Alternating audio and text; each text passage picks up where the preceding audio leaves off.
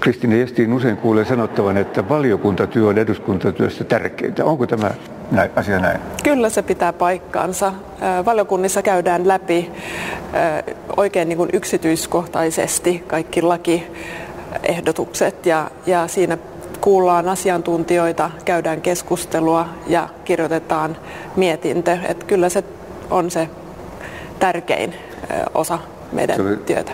Te olette eduskunnan ulkoasiainvaliokunnan jäsen ja siellä aika tavalla käsitellään tällaista luottamuksellista tietoa. Valtionvälisiä asioita, ne ovat luottamuksellisia ja salaisia. Onko näin?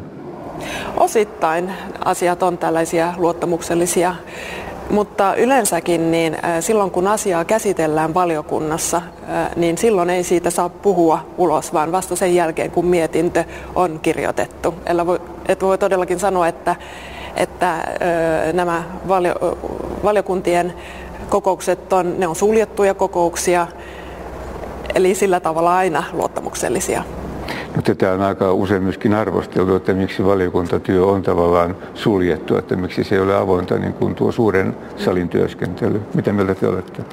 No, mun mielestä on aika luontevaa, että tämä osa meidän työtä on suljettua, koska siinä kuullaan asiantuntijoita ja muuta.